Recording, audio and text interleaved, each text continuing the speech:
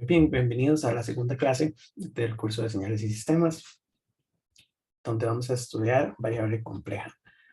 Adelante, Alex. ¿Me escucha, profe? Sí, Profe, una consulta. ¿A qué hora va a subir usted las grabaciones? Es que, digamos, hoy puedo ver la clase, pero mañana, como yo trabajo, la segunda mitad de la clase no la voy a poder ver.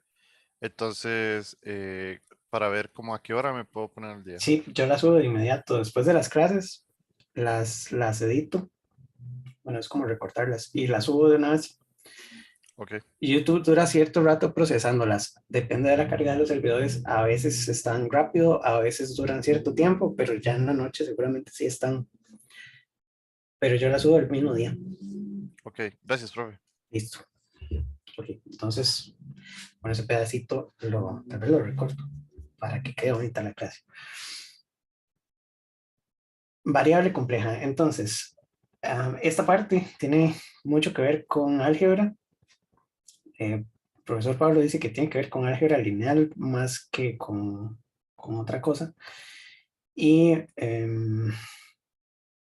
vamos a hacer algunas definiciones para estudiar teoría de conjuntos. Entonces, esto lo vamos a necesitar para definir y llegar hasta el punto donde podamos trabajar con los números complejos como tal, ¿verdad? Si empezamos a hablar de números complejos, tenemos que saber cuál es la historia de todos los números o de cómo ha evolucionado, digamos, o cómo se han definido cada uno de los diferentes conjuntos de números y de operaciones matemáticas. Entonces, vamos a hablar de conjunto. Un conjunto va a estar definido como una colección de elementos.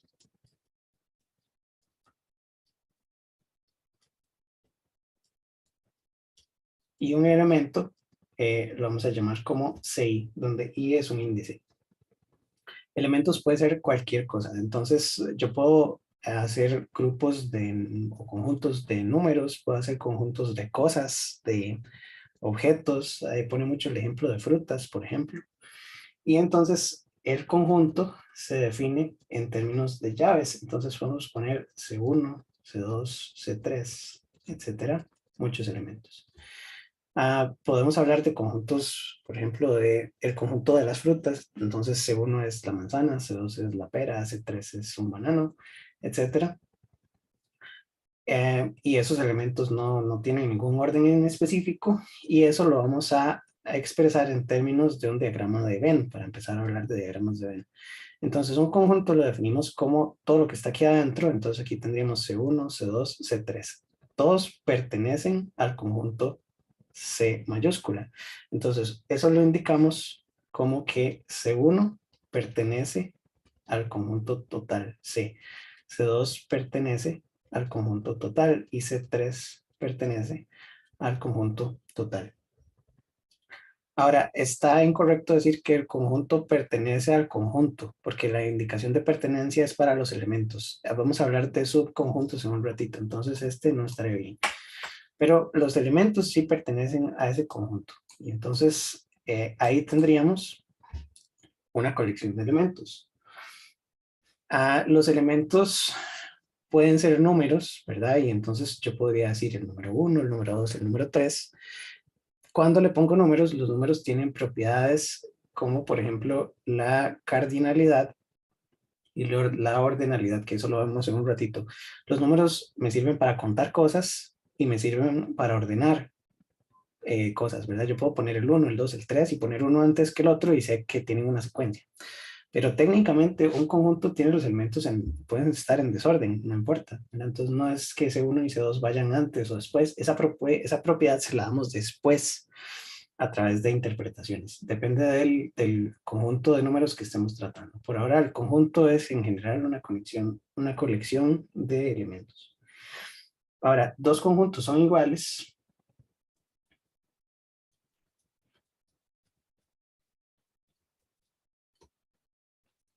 si se cumple lo siguiente. Yo tendría que, aquí vamos a hablar con ecuaciones matemáticas. Entonces, el conjunto A es igual al conjunto B si y solo si para todo elemento que pertenece al conjunto A, se cumple que ese elemento pertenece a B. Eso en primer lugar, es decir, no es toda la condición, ¿verdad? Yo tengo dos conjuntos, A y B. Entonces, digamos que aquí tengo ahí, bueno, A1 y A2. Pongámosle solo esos dos. El problema de dejar la definición así es que este A1 y A2 podrían estar aquí, A1, A2. Y entonces, para todos los ahí que están en A, ahí está en B también. El problema es que si aquí hay A3, se cumple lo que acabo de escribir, pero los conjuntos no son iguales. Entonces tiene que cumplirse lo contrario, que todos los que están en B tienen que estar en A. Entonces, eso lo expresamos como con este operador. Este es el operador y, o el operador AND. ¿Verdad? Entonces, además, tiene que cumplirse que para todos los elementos B sub I que pertenecen a B, existe un B sub I que pertenece a A. Entonces quiere decir que si aquí yo tengo un B sub I, B1, ese B1 también tiene que estar acá. Entonces los elementos tienen que estar en los dos lados para que los conjuntos sean iguales. Eso por notación matemática. La notación en matemática es importante y existen listas en internet de toda esta notación. Yo he buscado eh, es que no la voy a encontrar. Hay que buscar una, creo que aquí hay Glossary of Mathematical Symbols. Hay una parte, ¿verdad? Aquí de lógica, por ejemplo, la OR, la AND, etcétera. Todo este lenguaje matemático, sí, solo sí, etcétera. Es importante conocerlo. Entonces vamos a leerlo otra vez. A es igual a B, sí, solo sí, se cumple. Que para todos los A sub I que pertenecen al conjunto A, existe o se tiene un A sub I que pertenece a B. Y que para todos los BI que pertenecen a B, existe o se cumple que BI pertenece también a A. Así, los dos conjuntos son iguales. Ahora vamos a hablar de subconjuntos. Un elemento es, o un conjunto es subconjunto de otro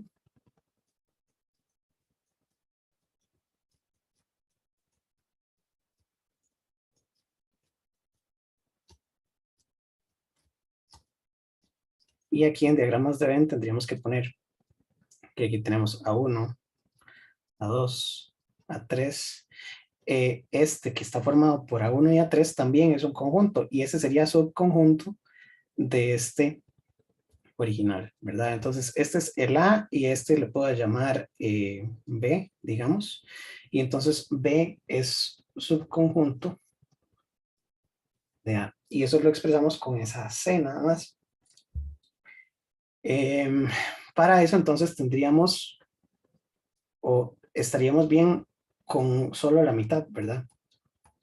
Entonces, para todo A sub I que pertenece a B, A sub I pertenece a A y ya, ¿verdad? Lo contrario no lo necesitamos porque entonces serían iguales. Con solo esto estamos diciendo que B es subconjunto de A si todos los elementos de B pertenecen también a A. Y esa sería la lógica. Ahora vamos a definir qué es un conjunto vacío.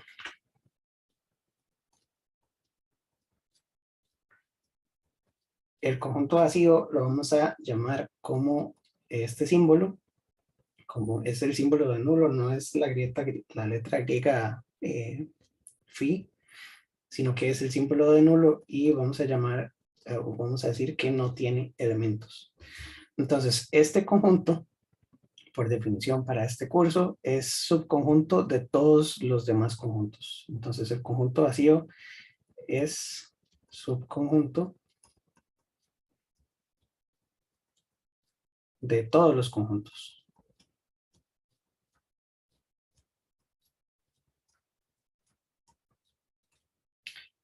Y estas notaciones de matemática tendríamos que, bueno, primero aprender a leerlas y después aprender a construirlas, ¿verdad? Como hicimos para este de los conjuntos. En términos de conjuntos, yo puedo tener conjuntos de elementos, pero también puedo tener conjuntos de conjuntos, ¿verdad? Yo puedo tener un conjunto C, que sea el conjunto formado por A y el conjunto formado por B, los dos. Y entonces A tiene un montón de elementos, A1, A2, A3, B tiene otros elementos, A1, A2, A3. Perdón, B1, B2, B3. Entonces, el conjunto es una colección, ¿verdad? Y en ese caso, C contiene a los dos. Ahora, hay operaciones que se pueden hacer entre conjuntos. Vamos a poner aquí operaciones entre conjuntos.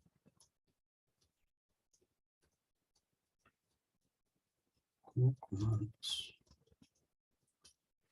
Y para eso, entonces, también ayudan los diagramas de Venn. La primera operación es la unión, que es precisamente lo que hicimos aquí arriba. Lo que dijimos es que C es igual a, no, perdón. Sí, está bien. Unión B. Eso fue lo que pusimos aquí arriba.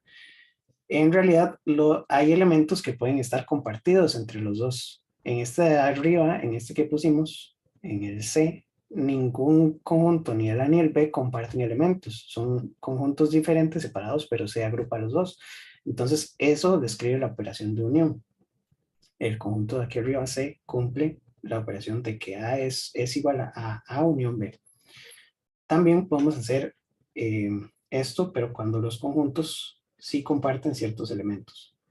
Aquí estamos hablando de elementos, pero también los conjuntos en diagramas de Venn son puntos. Digamos que un círculo tiene ¿cuántos puntos? Tiene infinitos puntos, porque yo puedo buscar un punto aquí, otro punto, tiene infinitos puntos, porque tengo infinitas posiciones. Puedo encontrar suficientes valores decimales para poner puntos y llenar este círculo de puros puntos.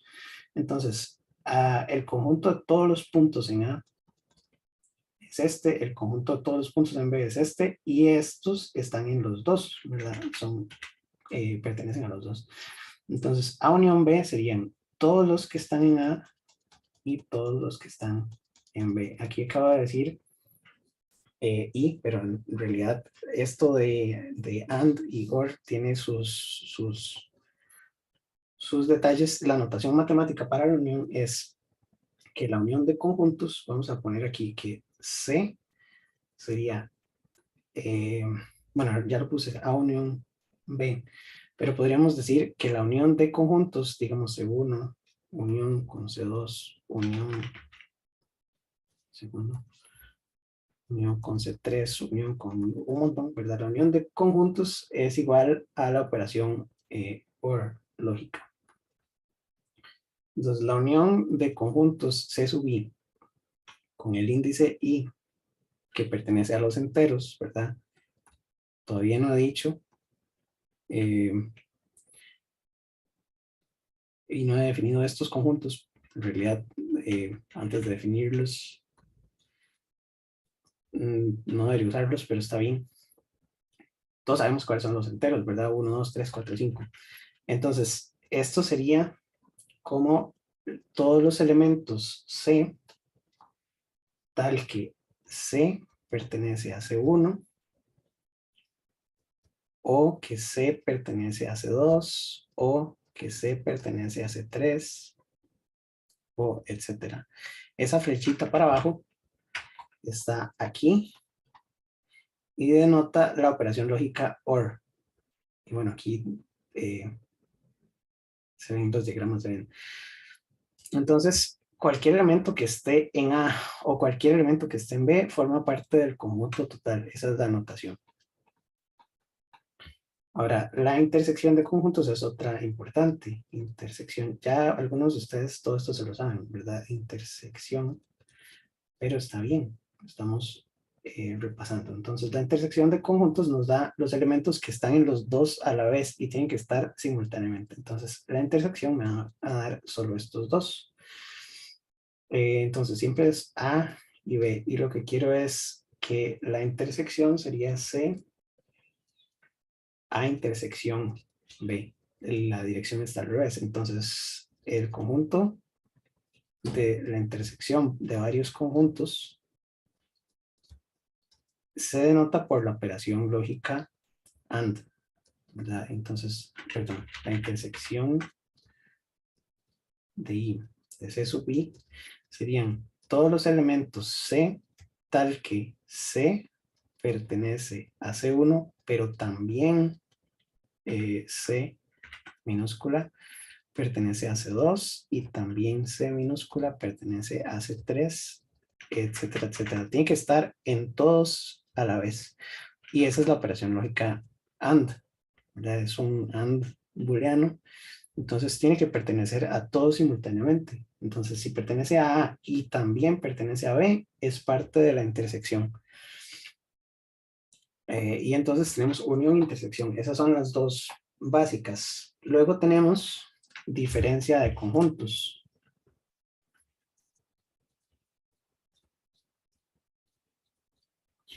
Y en la diferencia, entonces, vamos a poner igual los dos conjuntos. Vamos a ver. A y B. Y lo que queremos es que el conjunto C sea A menos B. No le pongo el menos horizontal, sino que tiene una rayita así inclinada porque en notación de conjuntos esa línea inclinada denota la resta de conjuntos. Es una resta, pero es una resta en términos de... es la nomenclatura estándar. Entonces, esta va a ser todos los elementos que están en A, pero que no están en B. Aquí estamos con lógica también, ¿verdad? Entonces, todos los que están en A son todo el círculo, pero no pueden estar en B. Entonces, los que están en B se quitan y esto me dejaría solo los elementos que están en A. Entonces, para escribir esto en notación, lo que tendríamos que hacer es que C sería, vamos a ver, A menos B, que sería todos los elementos de C, tal que C pertenece a A, digamos, pongámoslo, pero que también C no pertenece. Tiene que cumplir las dos. C no pertenece, se indica así, no pertenece a B. Nunca puedo hacer los corchetes bien. Entonces, estas notaciones es bueno proponerlas, ¿verdad? A partir del diagrama de Venn, ustedes pueden proponer esta notación de conjuntos, ¿verdad? Y entonces esto sería que C sería el conjunto A menos el conjunto B, y esos son todos los elementos que forman parte de A, pero que simultáneamente no están en B. Y ahí estamos bien. Ahora, podemos hacer otros ejemplos. Por ejemplo, el conjunto de A menos B, unión B, ¿a qué sería igual? Aquí tendríamos que hacer diagramas, ¿verdad? Entonces, si yo tengo A menos B, que es toda esta parte, y le uno B, B es todo, ¿verdad? Entonces, esto me va a dar A unión B. Correcto. Y puedo hacer A menos B intersección B. Este aquí sería igual.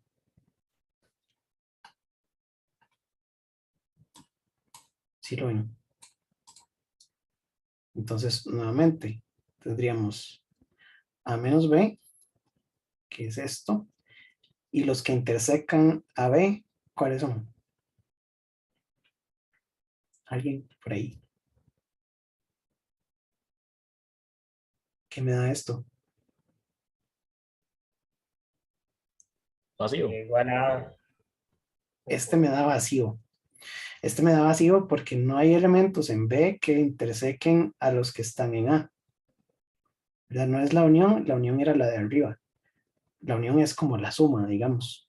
Esta de abajo es los elementos que están en los dos simultáneamente. Entonces, el de la izquierda es A menos B, que es todo esto que marqué, y el de la derecha es B, que es todo el resto, pero no hay algo, no, en la intersección, estos no están, no se intersecan nunca.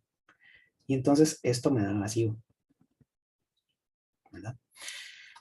Ok, entonces estas son operaciones entre conjuntos. Las básicas son unión, intersección, diferencia. La unión es parecida a la suma, digamos. La intersección es un AND y la diferencia es la resta de conjuntos. Esto es importante porque vamos a tener que clasificar los conjuntos de números que conocemos. Por ejemplo, los naturales, los enteros, los complejos, los reales, los irracionales, con teoría de conjuntos. Y entonces para eso es que los vamos a necesitar. Ok, entonces todo esto ya es de diagramas de Venn. Ahora vamos a hacer operaciones entre conjuntos. Bueno, ya estábamos haciendo, pero vamos a continuar con operaciones.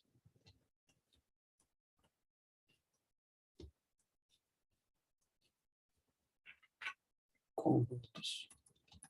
Y entonces una que viene en el libro es el producto cartesiano.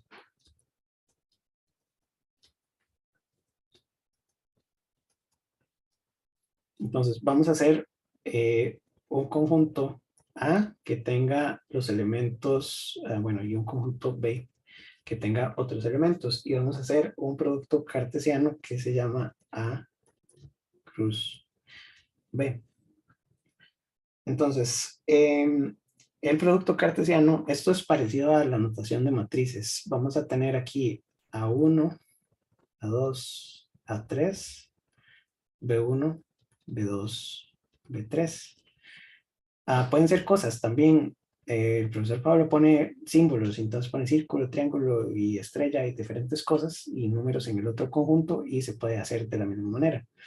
Entonces, cualquier operación, las operaciones lo que van a hacer es que a diferentes entradas le asignan diferentes resultados, ¿verdad? Como sabemos que 1 más 3 es 4, por ejemplo, o que 1 más 1 es 2. Uno lo conoce porque así lo ha aprendido toda la vida y porque son cosas que se pueden contar. Pero podríamos definir conjuntos o conjuntos especiales y operaciones especiales, donde un grupo de elementos me dé a través de una operación otro grupo de cosas, ¿verdad? Una operación lo que hace es que asocia unas entradas con determinadas salidas o resultados. Entonces, en este caso, la operación A cruz B tiene dos operandos. Hay operaciones, eso también, pero nos falta un poquito. Hay operaciones unarias y operaciones binarias. Las operaciones binarias necesitan operar dos cosas. Las operaciones unarias operan sobre una sola, ¿verdad? Unarias sería, por ejemplo, la raíz de A o, por ejemplo, si estamos con lógica binaria, podríamos ponerle not A y entonces si A es 0, que sería 1 y si A es 1, el resultado sería 0. Y operaciones binarias son como las que conocemos, A más B, A por B, que necesitan dos elementos. Entonces, en este caso, el producto cartesiano, lo que vamos a hacer es que vamos a colocar aquí todos los elementos de A1, A2 y A3, y del otro lado los elementos B1, B2 y B3. Y el producto cartesiano nos va a dar pares ordenados. Entonces, esto me va a dar A1, B1, A2, B1, A3, B1, etcétera, etcétera. Este me da A1, B2, A2, B2, A3, B2. Es como llenar una matriz. La diferencia con una matriz, ya voy, Es que la matriz tiene posiciones y aquí solo estamos operando conjuntos. Un conjunto yo les dije que no tiene por qué tener o sea, puede tener un orden de cosas, pero no necesariamente. Entonces, este sería A1, B3, A2, B3, A3, B3. Entonces, el resultado de hacer esta operación es un conjunto que tiene a todos estos elementos y no tienen por qué estar en orden. Entonces, A1, B1 es parte o pertenece, pertenece a ese conjunto. A2, B1 pertenece a ese conjunto, etcétera, etcétera. No llevan ningún orden, no tienen orden de matriz, pueden estar desordenados, no necesariamente son ordenables. Eh, y todos pertenecen, todos tienen las mismas propiedades. El producto cartesiano, bueno, por notación, aquí según lo que viene en el libro, también dice que A por B es un conjunto de todos los pares ordenados AB, tal que A pertenece a A y B pertenece a B. Lo que pasa es que A mayúscula tiene muchos A internamente. Entonces deberíamos ponerle ahí un subíndice I, ¿verdad? A I y BJ, eso yo se lo pondría. Tal vez Pablo me corrige. Pero entonces tendríamos que ponerle que son todos los AI y los BJ, de modo que AI pertenece a A y BJ pertenece a B, y entonces hacemos un barrido por I y por J y obtenemos o generamos todos estos elementos. Y esa sería la notación. Ok. Bien, entonces entre conjuntos ya tenemos todo claro, está definido.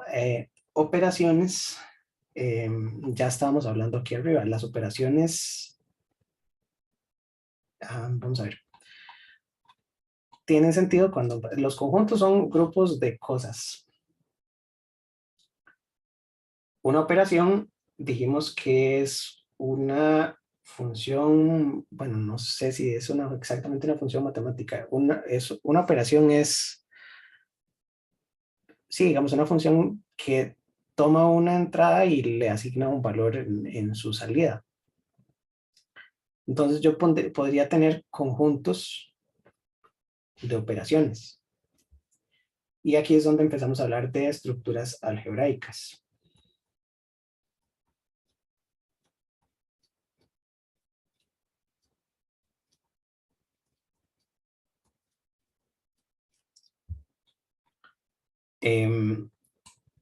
Esto es parecido a cuando uno programa en objetos y entonces un objeto tiene diferentes cosas y puede contener números, puede tener ciertas variables, puede tener strings, puede tener enteros, puede tener tipos de datos diferentes. Es algo parecido a los tipos de datos, ¿verdad? Ya sabemos que hay elementos que son individuales como A1, B1, etcétera. Tenemos conjuntos, que es como un grupo de elementos, pero los elementos también pueden ser operaciones. Entonces, la estructura algebraica tiene la particularidad de que eh, es un grupo, un conjunto, digamos, de dos cosas. Tiene una estructura algebraica, tiene dos partes.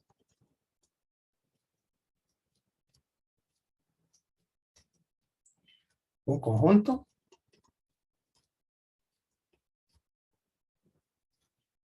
y una o varias operaciones.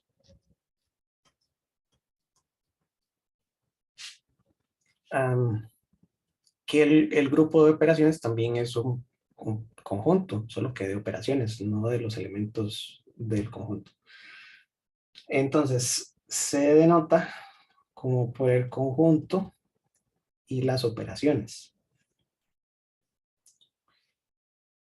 Y hablando de las operaciones, ya había adelantado aquí que las operaciones pueden ser unarias, se operan sobre un solo elemento, o pueden ser binarias, se operan sobre dos elementos. Otras operaciones que vienen son, por ejemplo, el valor absoluto, Y existe la propiedad de que las operaciones pueden ser abiertas o cerradas. Entonces vamos a poner aquí abajo, voy a llevarme esto para acá. Entonces, el conjunto es un conjunto de elementos y las operaciones pueden ser unarias o binarias y pueden ser abiertas o pueden ser cerradas. Las operaciones cerradas son operaciones donde después de operar el resultado queda siempre sobre el mismo conjunto. Mientras que las operaciones abiertas son operaciones donde el resultado no forma parte del conjunto original. Entonces, en las operaciones cerradas, el resultado pertenece al conjunto original. Y en las abiertas, lo contrario, el resultado no pertenece al conjunto original. Para todo esto hay notaciones matemáticas. Entonces,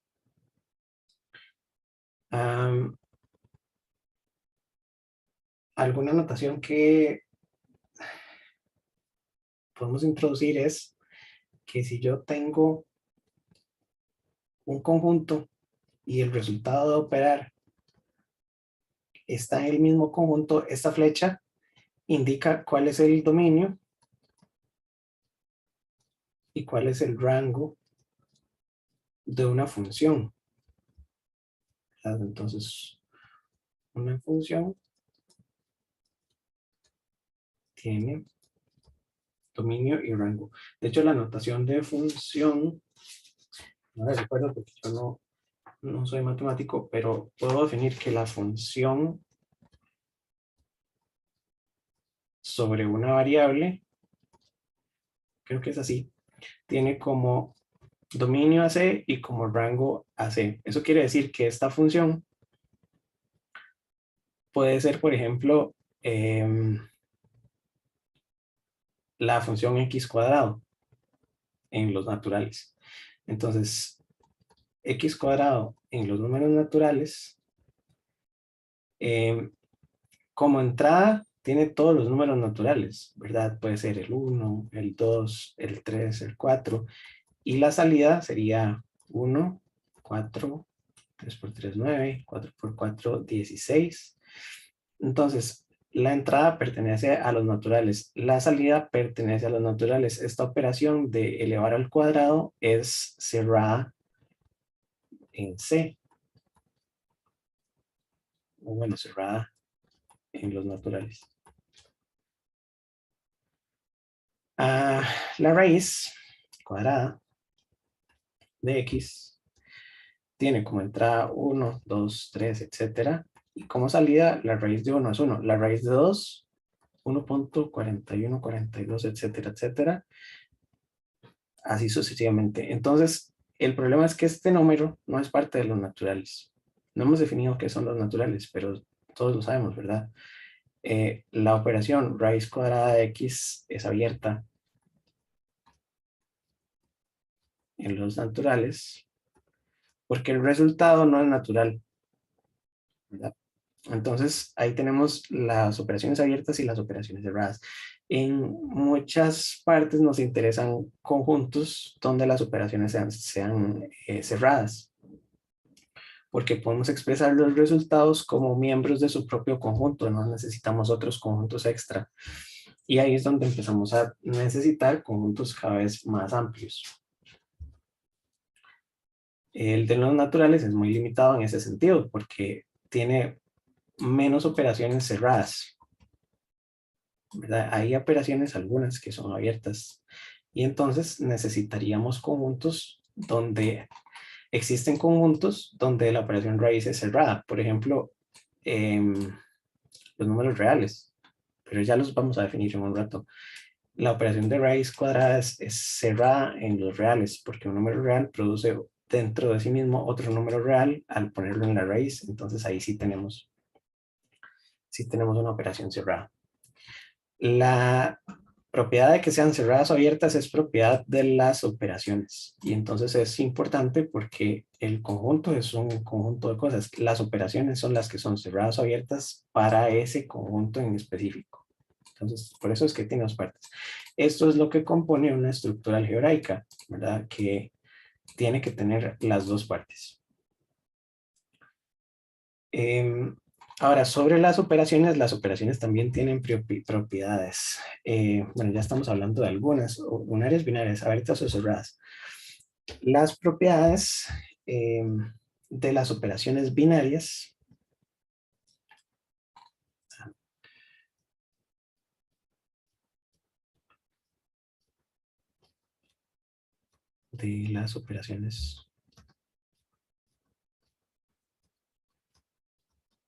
binarias.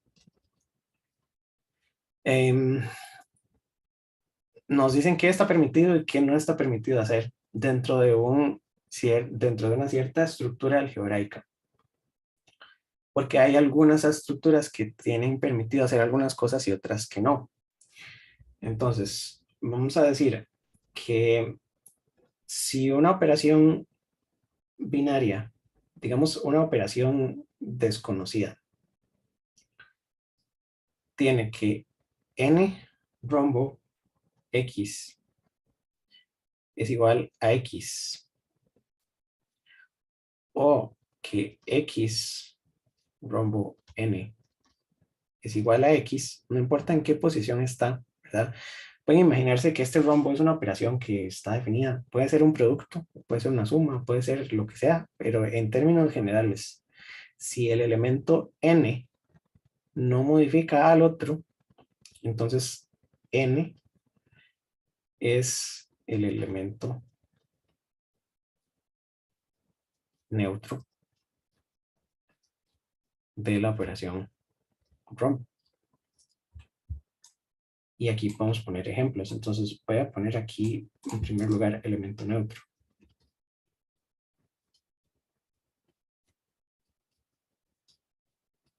Entonces, en cosas que ya conocemos, el elemento neutro de la suma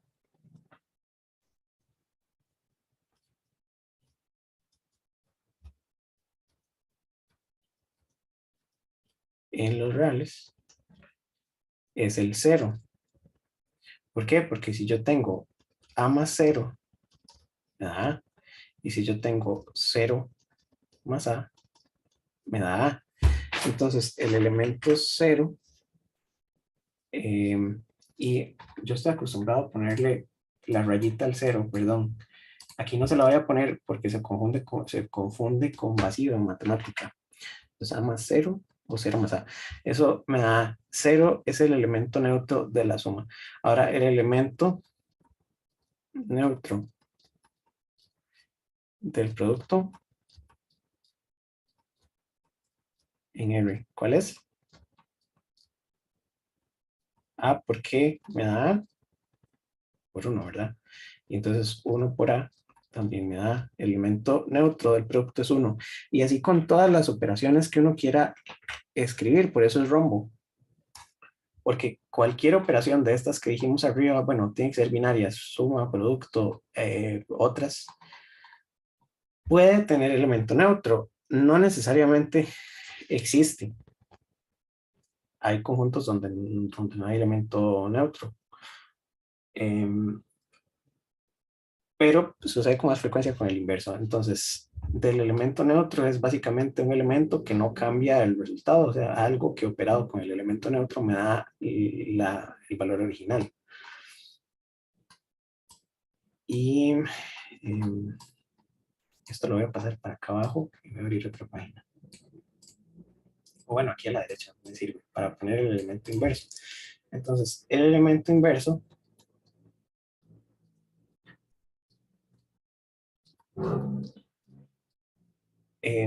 se define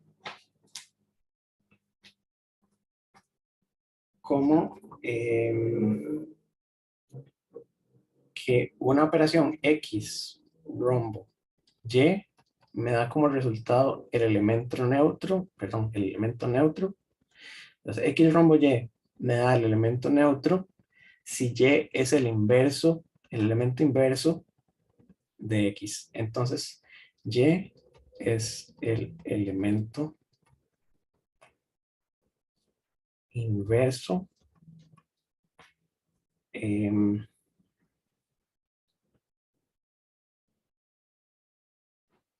segundo. Es el elemento inverso de X con respecto a la operación rombo. Porque el elemento inverso depende de la operación. Lo mismo que hicimos aquí a la izquierda. Entonces, el elemento inverso de la suma en los reales, inverso aditivo.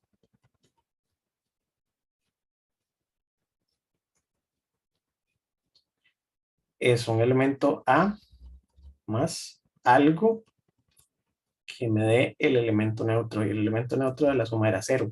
Dije que no le iba a poner la rayita. ¿Verdad? Entonces, ¿qué número operado por A me da 0? Sería menos A. Menos A es el inverso aditivo. ¿Verdad? Y entonces aquí tengo los números negativos. Esto es un problema en los naturales.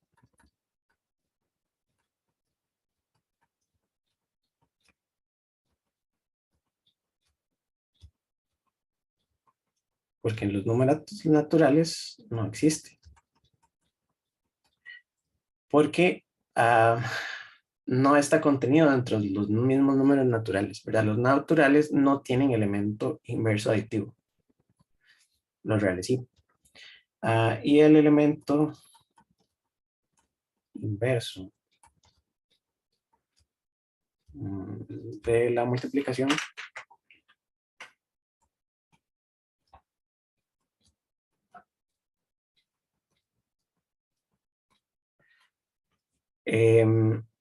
vamos a ver, algo multiplicado por qué cosa me da el elemento neutro del producto. El elemento neutro del producto era 1.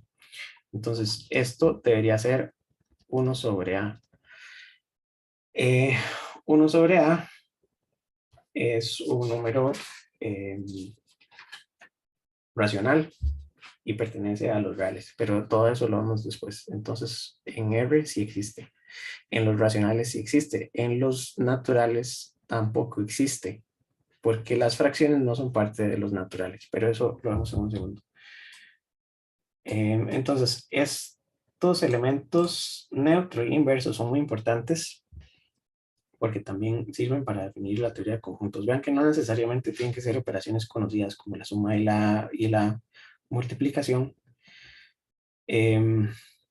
sino que puede ser cualquier operación. Está en términos genéricos, porque nosotros estamos acostumbrados a tratar con números, pero hay operaciones entre conjuntos de objetos que no necesariamente son números. Y eso es importante en programación. Ahora, elemento neutro y elemento inverso. Tenemos propiedades adicionales.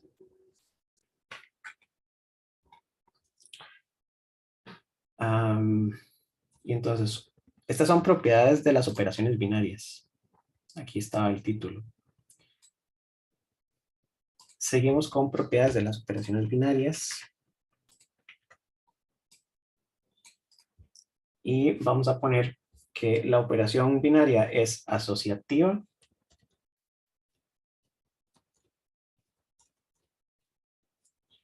Si se cumple, que yo puedo hacer primero A rombo B, o vamos a ver, no puedo dibujar rombos. A rombo B, rombo C. Y esto me da igual que A rombo, paréntesis, B rombo C. Entonces, no importa cuál haga primero, La operación binaria es asociativa si se cumple que las dos son iguales. Entonces, en las cosas que conocemos, sabemos que la suma es asociativa.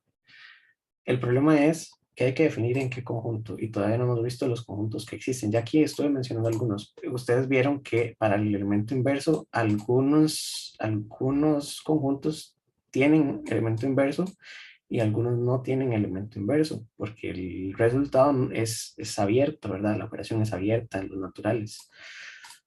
Entonces, la condición necesaria es que por lo general necesitamos que las operaciones sean cerradas. En todos los conjuntos que vamos a estudiar en el curso deberían ser cerrados. La suma es asociativa y la multiplicación es asociativa en la mayoría de conjuntos que conocemos, ¿verdad? En los naturales, en los racionales, en los reales, etcétera. La suma y vamos a poner aquí la suma y el producto son asociativos en R.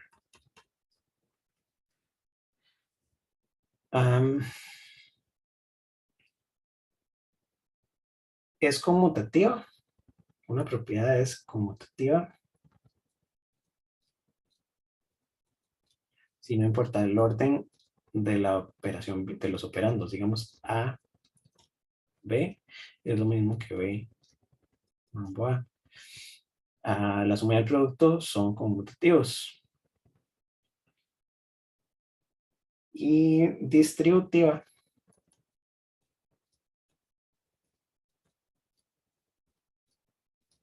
Si se cumple que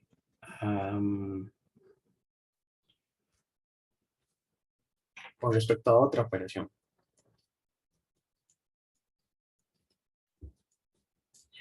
Y para poner algo más similar a lo que conocemos, digamos un asterisco, entonces A, asterisco de B, rombo C. Es distributivo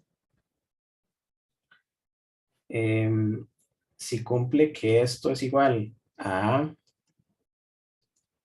asterisco B, rombo A, asterisco C.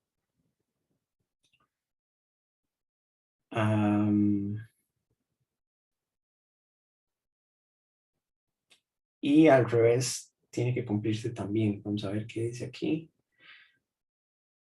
B rombo C asterisco A. Es pero es que ahí estaríamos en que es asociativa también. Distributiva si cumple estas dos.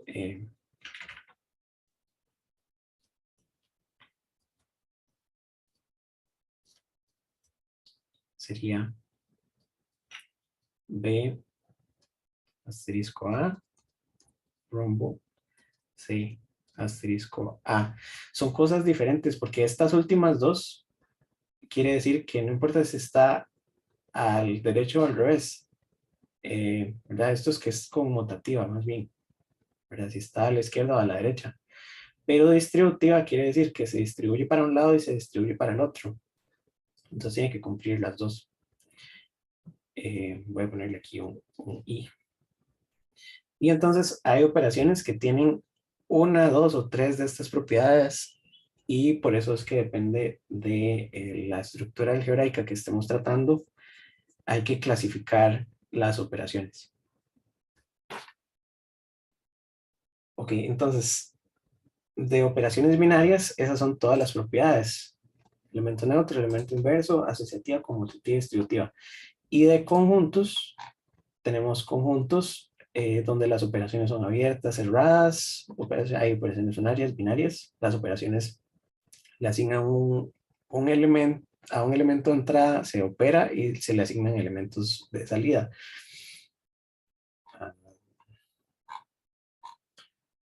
Entonces, ahora, hay conjuntos, perdón, estructuras algebraicas que tienen tipos de estructuras algebraicas. puede que, como sabemos, todos los conjuntos que conocemos en realidad son estructuras, bueno, los conjuntos no, los conjuntos con operaciones son estructuras algebraicas. Normalmente si uno está trabajando y estamos haciendo matemática, uno asume muchas cosas, pero generalmente uno trabaja con los reales y con un conjunto de operaciones que son la suma, la resta, la multiplicación, la división, las raíces, las potencias y otro montón de operaciones que uno asume que existen y que las hemos usado toda la vida y no calificamos eso de alguna estructura algebraica, pero sí hay que tenerlo delimitado porque si estamos trabajando solo con naturales, existen cosas que no podemos hacer. Uh, y entonces esas serían um, hay que tenerlas identificadas. Entonces, las estructuras algebraicas más simples son el conjunto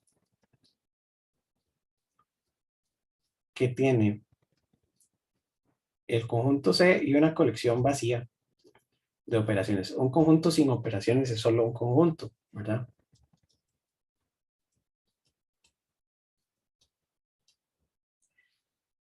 Y un sistema unario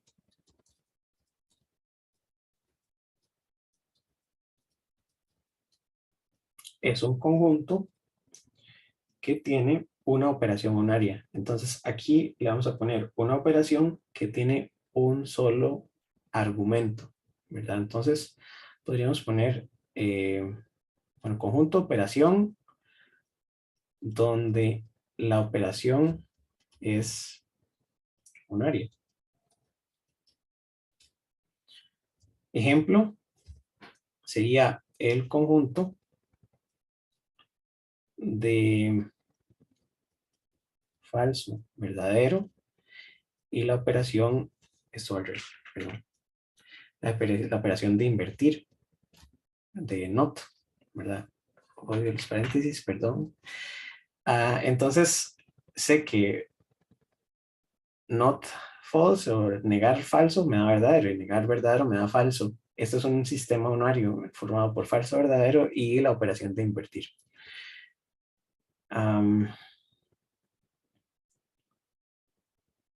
Ahora, estos son las más sencillas. Ahora, las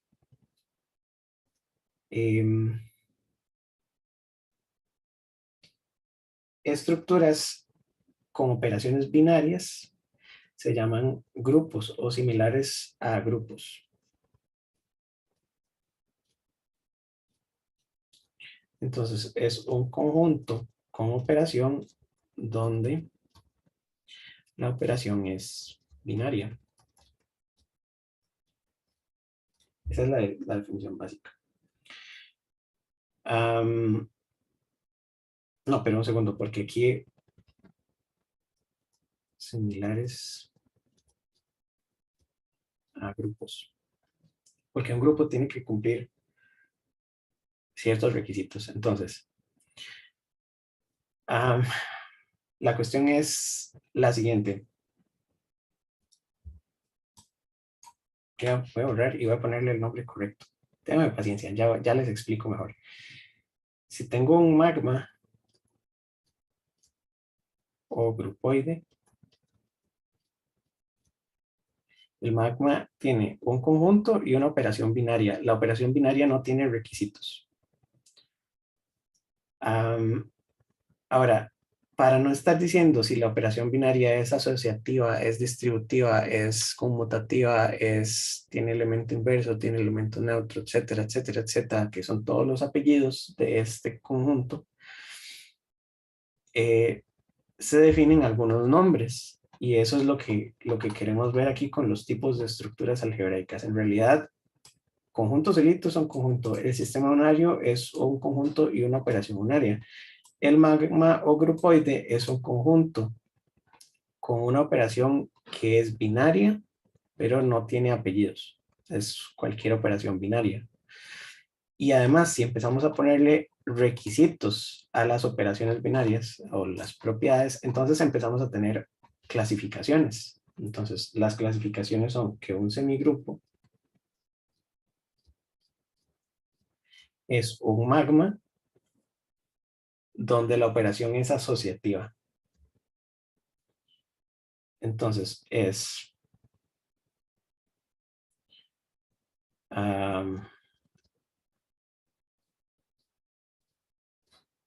donde la operación binaria es asociativa.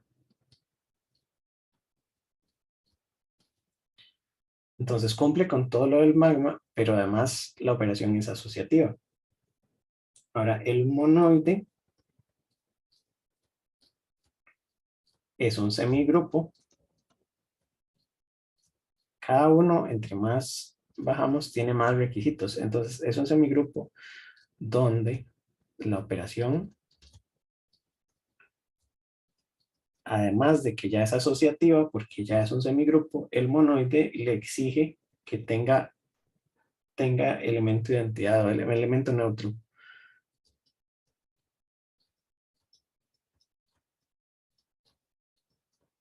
Elemento neutro. Y así sucesivamente. Estos hay que verlos en una tablita. Ahorita hacemos la tabla. Monoide. Esto yo sé que puede ser muy aburrido, pero lo necesitamos para clasificar los conjuntos. Por eso es importante ponerlos. Un monoide conmutativo sería un monoide como el anterior, donde la operación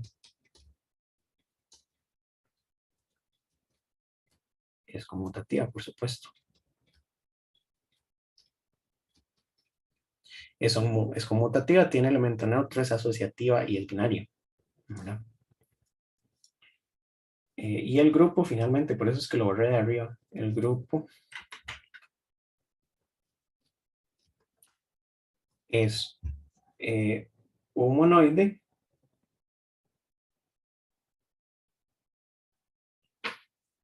y aquí nos brincamos uno.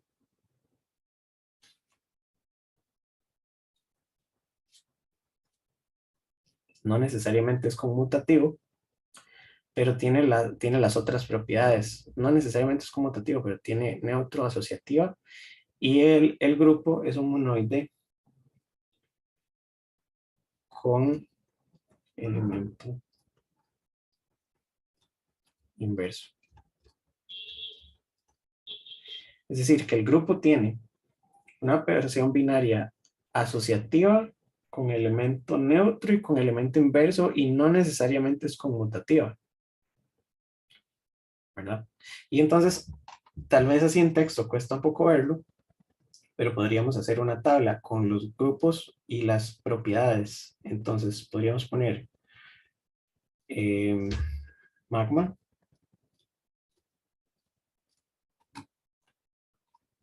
semigrupo,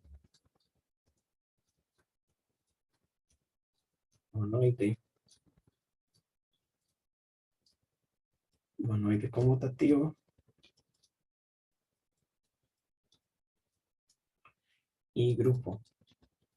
Y a la derecha las operaciones o los requisitos de la operación binaria. Todos tienen operaciones binarias. Entonces, que sea asociativa, que sea con elemento neutro, que tenga conmutativa y que tenga elemento inverso. Entonces, el magma no tiene requisito ninguno, solo la operación es binaria. El semigrupo es asociativo. El monoide es asociativo y tiene neutro. El monoide conmutativo es asociativo, neutro y conmutativo. Y el grupo es asociativo, neutro e inverso. ¿Puede haber uno que tenga todos? Sí, puede haber uno que tenga todos. ¿Qué sería un grupo abeliano? Que ese fue el que me faltó.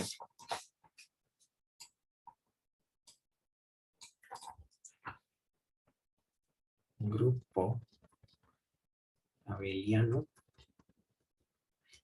es un grupo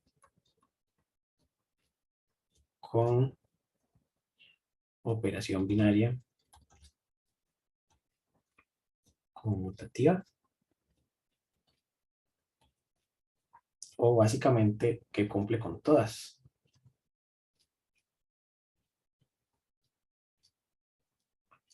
Entonces esta cumple con esta, esta y esta. Y esta tablita creo que es más resumida que todo el texto de arriba. Esta la vamos a estar usando un montón para definir los tipos de conjuntos. Entonces aquí voy a hacerle rápidamente las...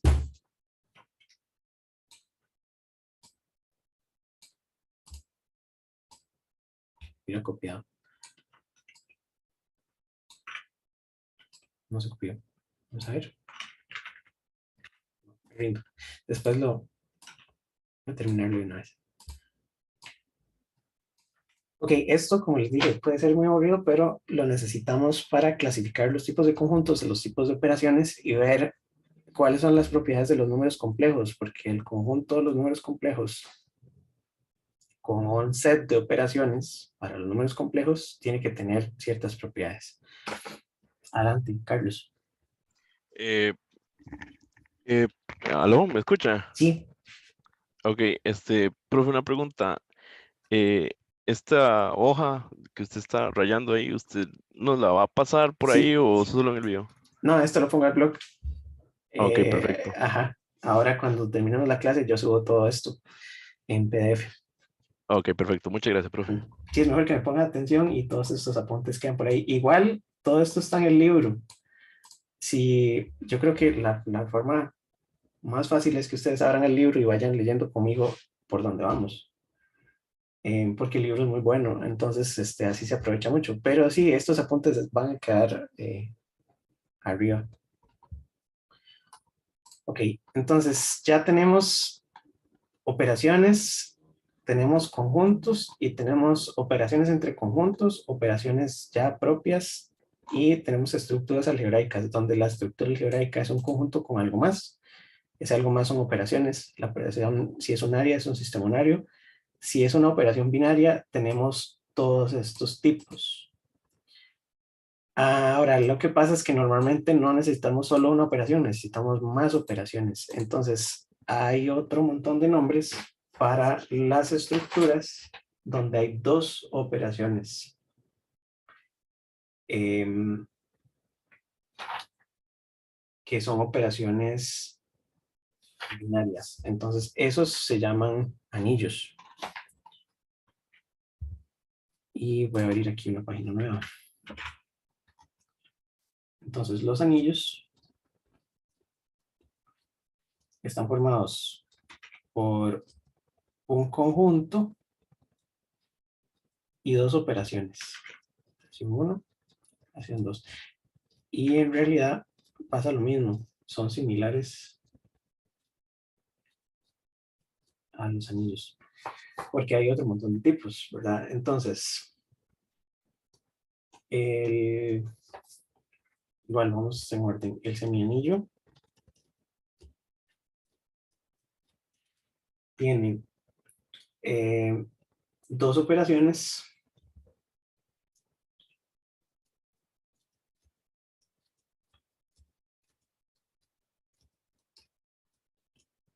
Son de monoide. Todo esto está definido como recursivamente, ¿verdad? El monoide, ¿qué era? El monoide es asociativo y neutro.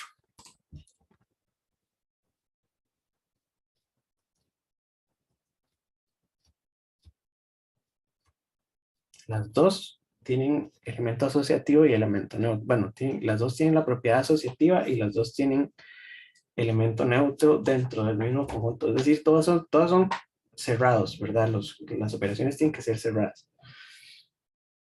Luego tenemos el anillo, que por supuesto tiene que ser un semianillo.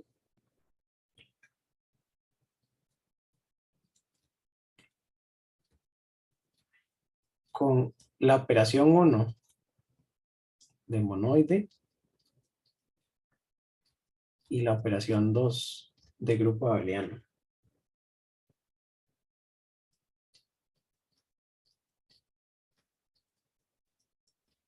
Aquí es donde se empieza a complicar, ¿verdad? Porque una tiene que cumplir una y la otra tiene que cumplir más requisitos. Entonces, las de monoide era asociativo y neutro.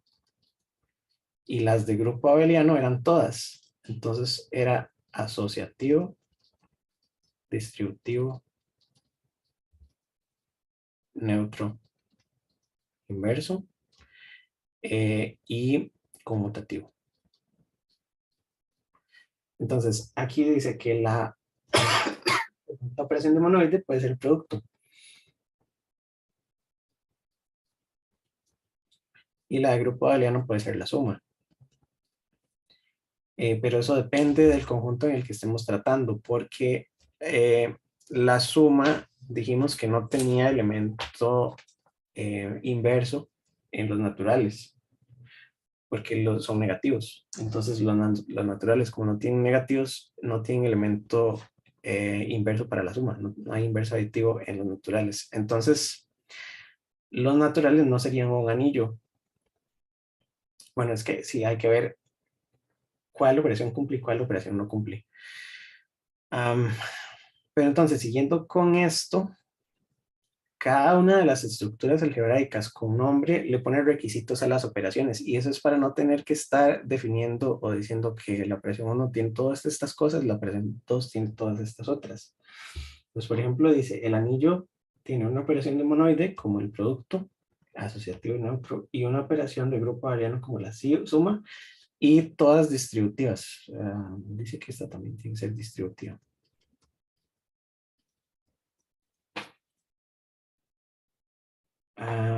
Ok, luego tenemos anillo conmutativo.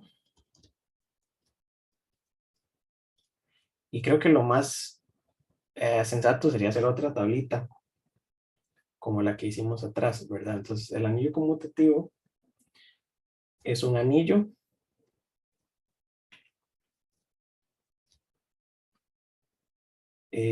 donde la operación de monoide es conmutativa. Entonces, le están poniendo, una ya tiene todas, pero la otra tiene más o menos límites de monoide conmutativo. Y por supuesto, la operación 2 es grupo abeliano.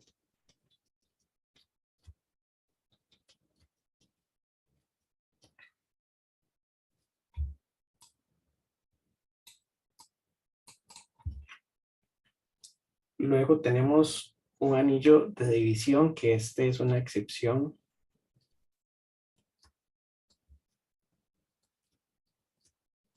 Porque la división exige uno puede dividir, pero no puede dividir sobre cero, y el cero es el elemento neutro de la suma. Entonces, el anillo de división tiene una particularidad con la operación de división. El anillo de división dice que es un anillo en el que todos los elementos neutros de las dos operaciones, bueno, los elementos neutros de las dos operaciones son diferentes. Y todos los elementos diferentes del neutro, ya lo escribo para hacer el resumen. Todos los elementos diferentes del neutro de la operación de grupo abeliano tienen un inverso con respecto a la operación de monoide. Es demasiada información, ya voy.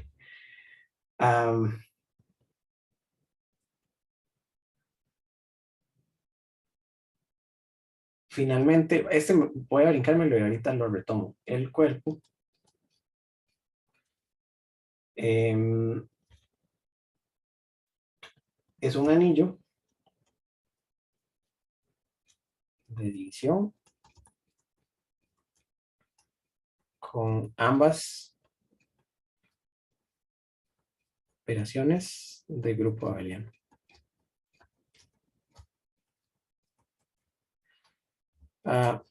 Igual que como hicimos con la otra tabla, la cuestión aquí es importante hacer como un checklist, esto, porque esto es lo que nos va a permitir clasificar a los grupos o a las estructuras algebraicas en una o en otra clasificación. Entonces, si estamos hablando, por ejemplo, de los números enteros que son Z, con operaciones de suma y división, hay que buscar la clasificación de acuerdo con las operaciones que se hayan definido, que en ese caso dije suma y multiplicación, y son los enteros, a ver cuáles operaciones cumplen y sean cerradas dentro de ese conjunto, para ver en dónde de toda esta categoría la ponemos. Hay, bueno, en el libro viene una tabla y aquí en Wiki yo había encontrado otra. Entonces voy a buscar esta primero y voy a poner estructuras algebraicas. Algebraic. A ver si la encuentro. Aquí tenemos un montón con similares a grupo, similares a anillo. Entonces, dentro de las similares a grupo, aquí tenemos una tablita, esta, donde dice el semigrupoide, grupoide, magma, casi grupo, semigrupo, monoide, monoide conmutativo, grupo, grupo abeliano. Entonces, se ve, ¿verdad? Esta totality, esta no la vimos. Pero cada una tiene como un checklist, ¿verdad? Y entonces la manera de usar toda esta información es, si tenemos un conjunto de un grupo de operaciones, hay que revisar cuáles operaciones son cerradas y cumplen con estos requisitos o no cumplen con estos requisitos para ver en dónde clasificamos a ese conjunto.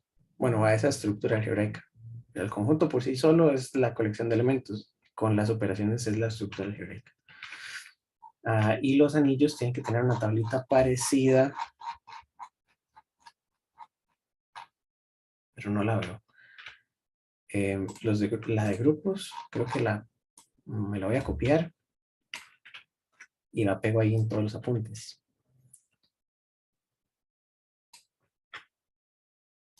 Que eso estaba en esta otra página.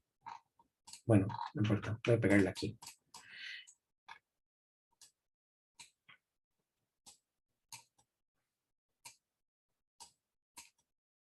Ok, y entonces para retomar, los que son similares, bueno, a ver, los que son similares a grupos tienen una operación binaria.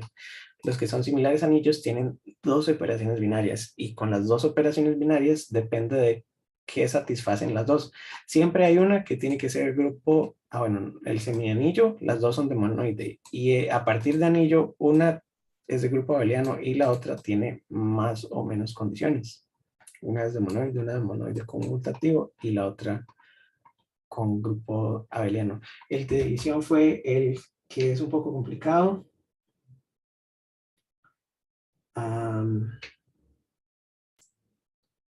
Y se sintetiza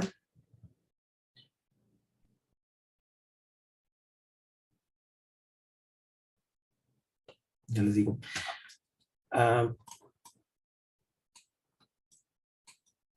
Quiero correr esto a la izquierda. Se sintetiza en la tabla 2.2. Entonces, la tabla 2.2 dice que la estructura puede tener semianillo,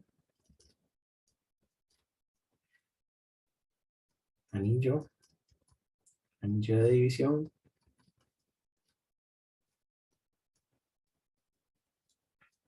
y la última, cuerpo.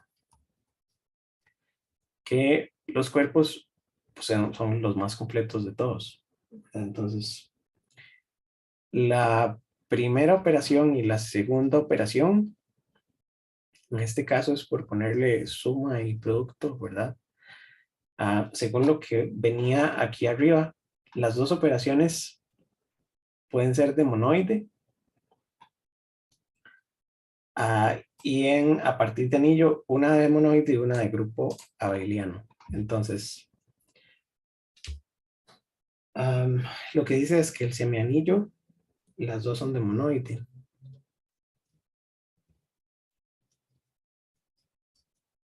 Y en el monoide, que está aquí, son asociativos y con identidades neutro. Los asociativos y con elemento neutro. A partir del anillo, una de las dos es grupo abeliano. Entonces aquí vamos a ver.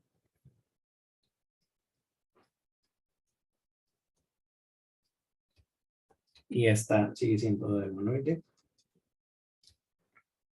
Esta es grupo heliano. Esta es de grupo. Este es el del anillo de división, porque para el anillo de división, el del grupo dice que no necesariamente es conmutativo. Y es por lo de la división, de que la división sobre 0 da error, ¿verdad? Y el cuerpo tiene los dos de grupo abeliano.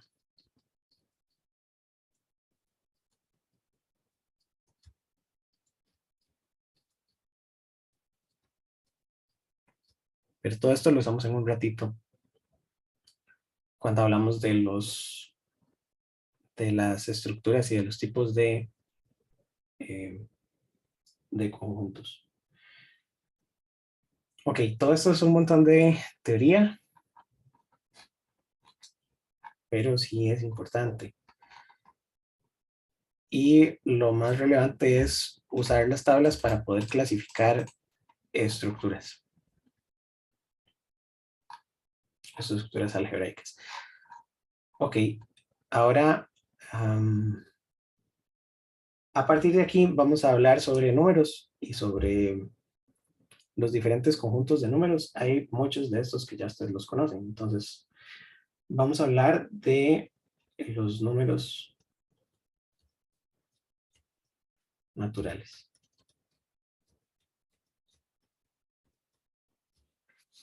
Hay diferentes conjuntos que pueden tener más o menos elementos. El conjunto de los números naturales es uno de los más sencillos, ¿verdad? Y tiene dos propiedades. Tiene lo que estábamos hablando hace un ratito. Tiene la propiedad de cardinalidad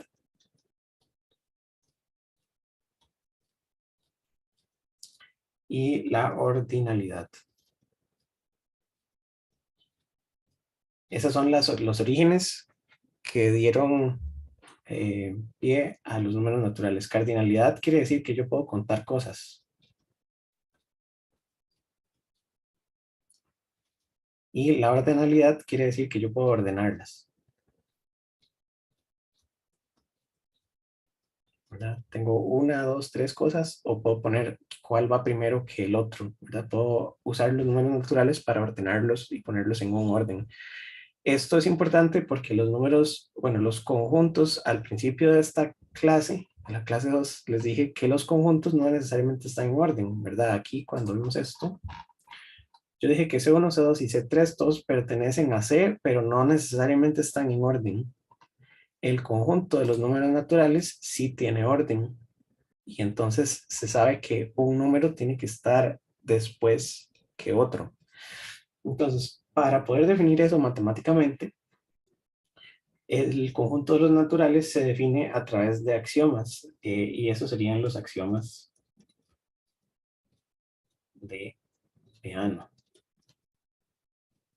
Donde los axiomas de Peano son la forma matemática de definir este conjunto o dar origen al conjunto a través de matemática. Entonces, históricamente ha habido mucha discusión de si contar el cero o no contar el cero para los naturales. De hecho, hay civilizaciones antiguas que no tenían el cero, no existía el cero. La gente tenía el concepto de 1, 2, 3, 4, pero no tenía el concepto del cero. El concepto del cero vino después. Entonces, para nosotros, aquí en ingeniería, vamos a decir que el primer axioma de Peano es que existe un número natural que es el cero. Existe un número natural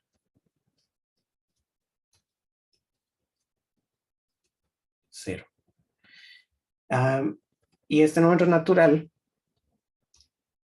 bueno, vamos a decir que el cero es parte de los naturales, ¿verdad? En este curso. Entonces, el cero pertenece a los naturales. Que los matemáticos pueden tener discusión y entonces podemos decir que los naturales con el cero son los que sí lo incluyen, o los naturales positivos lo excluyen. para ponerlo de manera explícita.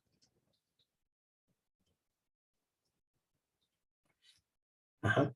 Y entonces, bueno, independientemente de eso, en este curso los naturales sí tienen el cero. Y ahora, el segundo axioma es que cualquier número natural, todo número natural,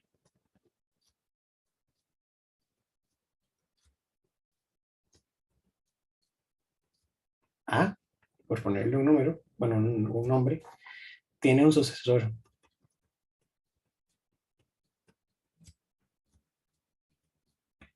Que se denomina S de A. Entonces, S de A sería el sucesor del número que le sigue a... Eso es lo que le da el origen al orden, ¿verdad? A la ordinalidad. Siempre hay un número que tiene un número siguiente, es el número inmediatamente siguiente.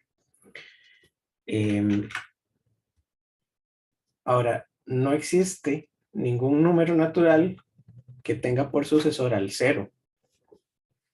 Ese se pone aquí, no existe ningún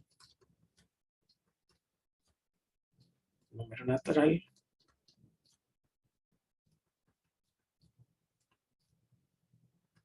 cuyo sucesor es cero. Es decir, que el cero es el primero, antes del cero no hay nada. Todos los naturales tienen sucesores, pero no hay ningún natural que como sucesor tenga el cero. El cero es el primero. Y dos números naturales tienen sucesores distintos.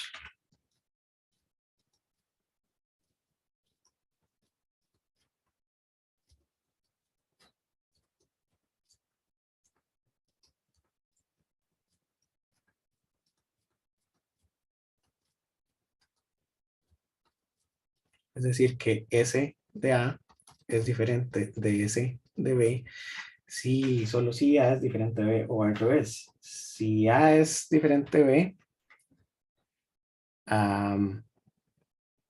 los sucesores son diferentes. Eso lo puedo poner que si A es diferente de B, esto implica que los sucesores son diferentes. Es decir, no hay dos números naturales que tengan el mismo sucesor. Bueno, y hay otra. Si cero tiene una propiedad, el sucesor de cualquier número natural también tiene esa propiedad. La propiedad es de todos los números naturales, pero esa nos la vamos a brincar. La idea es que con estas propiedades se pueden generar todos los números, porque iniciamos con el cero, todos tienen a partir de cero un sucesor, entonces uno, bueno, sabe que es el 1, el 2, el 3, el 4, el 5, pero cualquiera tiene un sucesor, van en orden, ninguno tiene como sucesor al cero, el cero es el primero, y dos naturales distintos tienen sucesores distintos. Dentro de los números naturales se definen algunas operaciones. Entonces, las operaciones son la suma y el producto. Entonces, operaciones en los naturales. La suma nos dice que se puede definir con el elemento neutro, es decir, que A más 0, siempre le pongo en la rayita, A más 0 es igual a A, y con todos los sucesores. Porque entonces, si yo sé que tengo definido que la suma al elemento neutro me da lo mismo, y después voy a decir que A más el sucesor de otro número, esto me va a dar el sucesor de A más B. Con estas dos,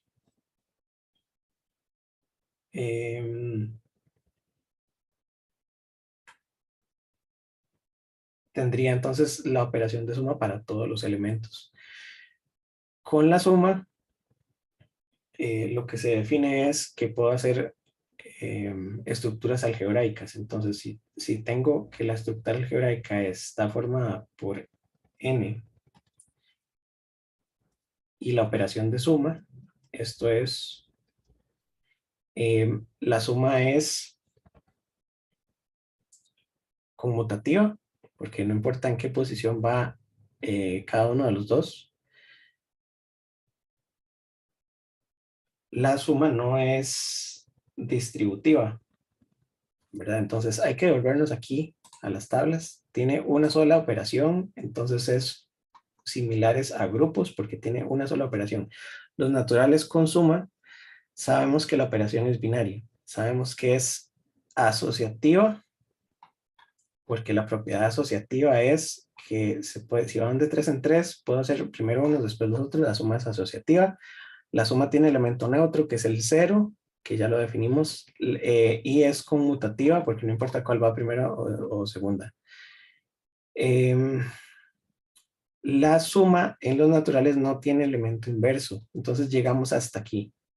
¿Por qué no tiene elemento inverso? Por lo que dijimos, el elemento inverso serían los números negativos, porque es lo que me da algo sumado con el elemento inverso me da 0.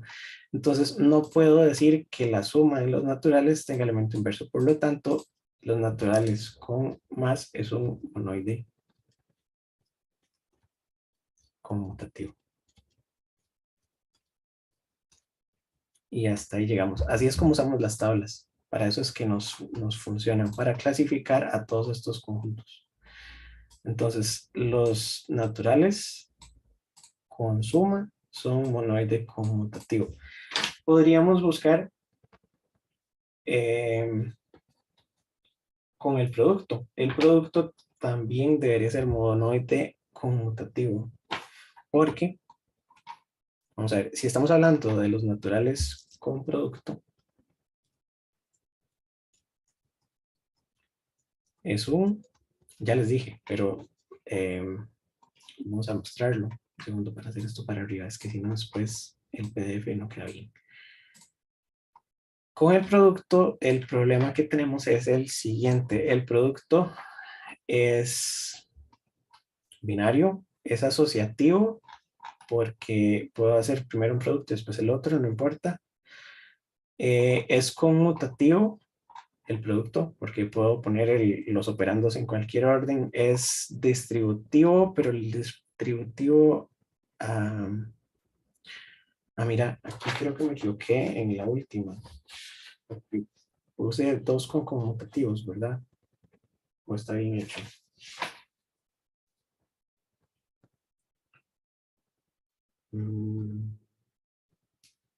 Bueno, hay de conmutativo es conmutativo. Y el grupo A, no, sí está bien. Es que ninguno pide distributivo. Ninguno pide distributivo. Ok, estábamos hablando del producto. Es asociativo porque se pueden hacer primero dos y después el tercero. Tiene elemento neutro, que es el 1, el producto. Es conmutativo porque no importa en qué orden va, entonces es monoide conmutativo, pero no tiene elemento inverso en los naturales. ¿Por qué el producto no tiene elemento inverso en los naturales? Porque yo necesito que, si yo tengo un natural, pongámosle A,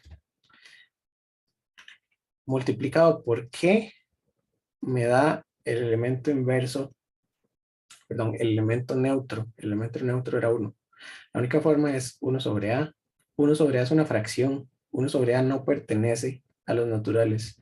Entonces, no existe en los naturales.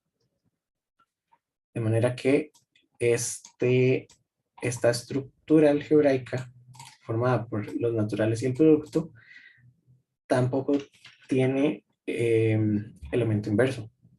Y entonces, por lo tanto, como no tiene elemento inverso, no es un grupo. Es un monoide conmutativo.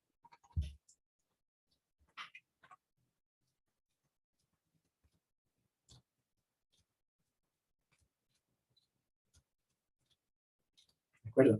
Entonces, es importante porque podríamos hacer esto mismo con diferentes estructuras y clasificarlas, no necesariamente con las que uno conoce, sino que podríamos inventar conjuntos y operaciones y definir qué operación tiene qué propiedad y saber si, bueno, qué tipo de estructura es.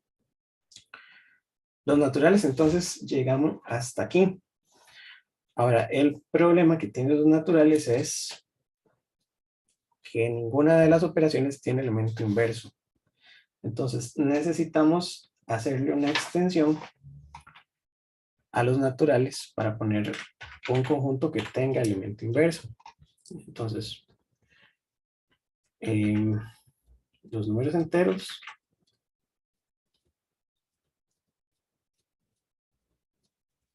tal vez aquí voy a resumir un poquito por la hora también. Los números enteros se crean para poder resolver el problema de que en los naturales ninguna de las dos operaciones tiene elemento inverso. En los enteros hay una de las dos operaciones que tiene elemento inverso. Los naturales con suma y los naturales con multiplicación. ¿Cuál de las dos tiene elemento inverso? Esta sí tiene elemento inverso en Z. Es decir, es cerrada en Z. Esta no tiene elemento inverso en Z. ¿Por qué? Sí me siguen, ¿verdad? La suma de dos números, A más Q, me da el elemento neutro de la suma. Sería menos A. Entonces sí existe porque menos A es parte de Z. ¿Verdad? En Z vamos con menos punto, punto, punto, menos 2, menos 1, 0, 1, 2, etc. Los números enteros, bueno, es que ya nos lo sabemos, pero no los definimos. Los números enteros son el conjunto de los naturales y todos los inversos aditivos. Entonces, está formado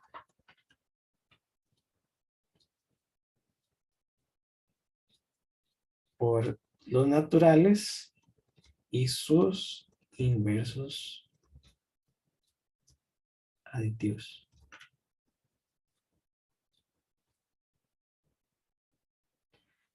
Entonces, la suma sí tiene elemento inverso aditivo.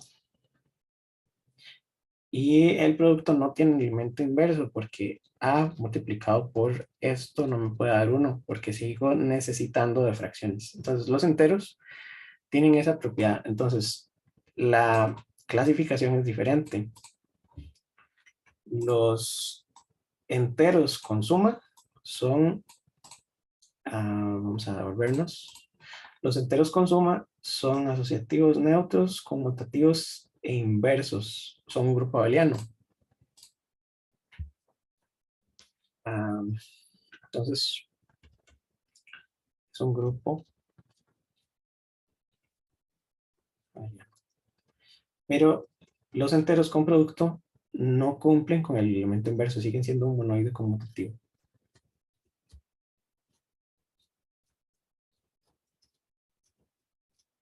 ¿De acuerdo? Y entonces, para formar los enteros son los naturales unión sus inversos aditivos. Y para corregir este problema del producto, entonces vamos a proponer los números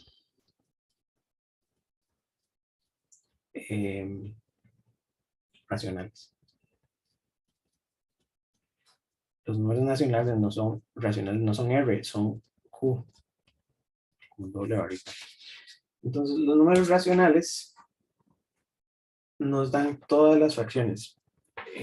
Y en notación vamos a definirlos como pares ordenados.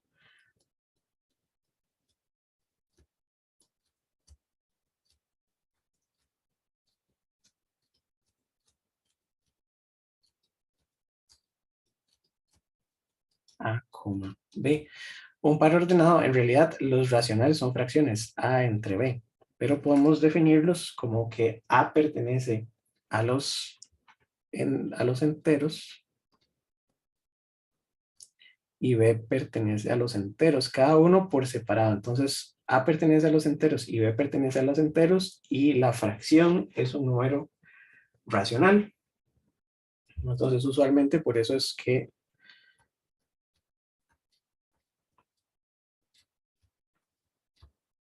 denotamos como esa fracción. Para efectos prácticos son fracciones, ¿verdad?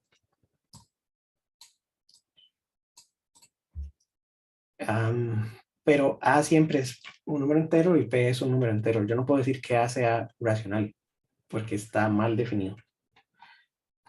A siempre es entero. Y entonces esto me va a dar un conjunto que tiene puntos sobre una recta. Adelante. Alexander es. Profe, disculpe, tal Sí, vez en los enteros solo faltó el detalle de los números con las dos operaciones, digamos. sí, pero es que eso conforma, bueno, sí, hay que ver qué tipo de anillo es, ¿verdad? Sí, señor. Ajá. Entonces, si pusiéramos, esa es una buena observación, con el conjunto de operaciones suma y producto, ¿esto qué es?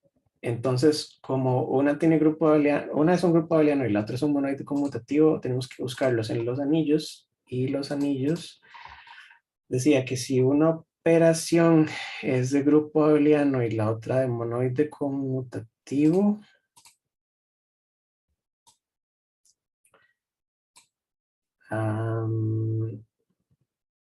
debería ser un anillo. Espérese para ver.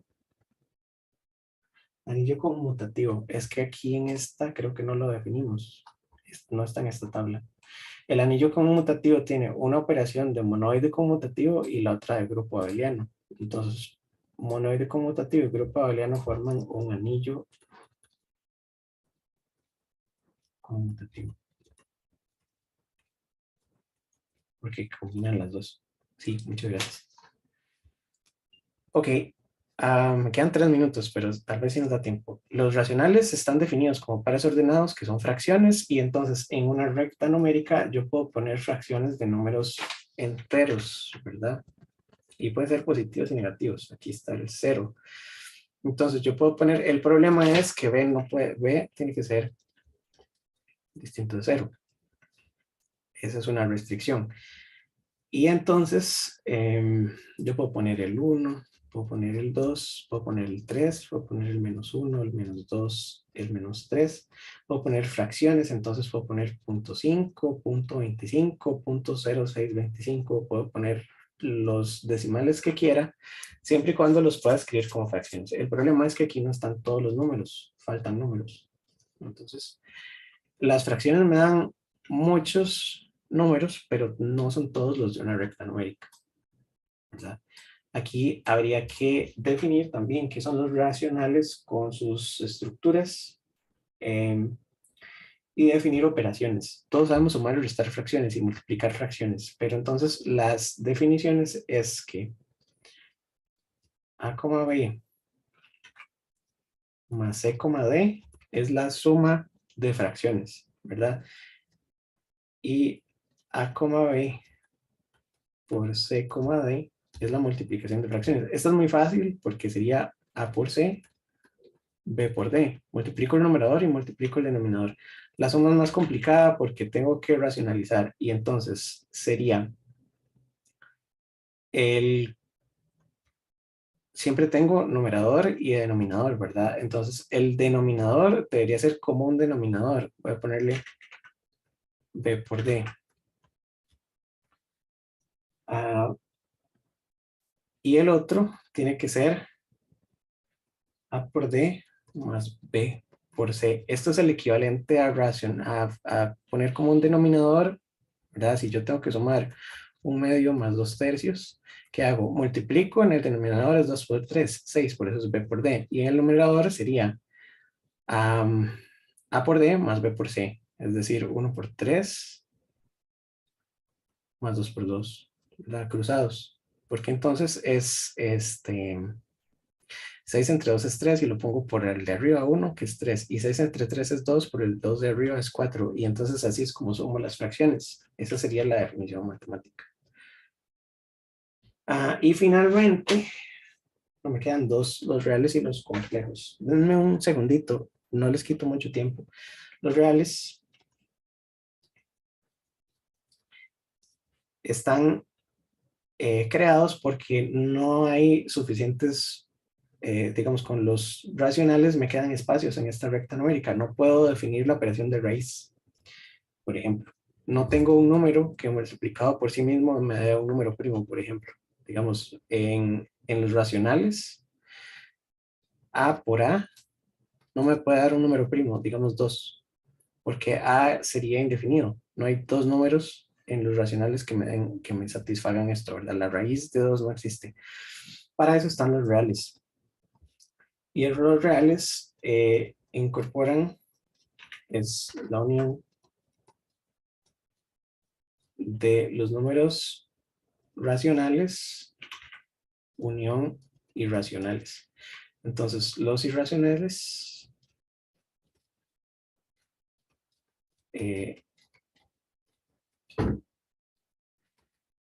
son todos aquellos números que tienen expansiones decimales no periódicas, ¿verdad?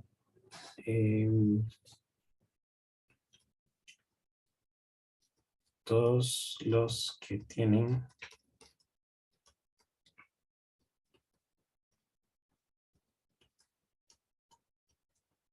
decimales no periódicas. Y dentro de estos hay un conjunto que se llaman las secuencias de Cauchy o Cauchy, no sé cómo se pronuncia. Pablo le dice Cauchy.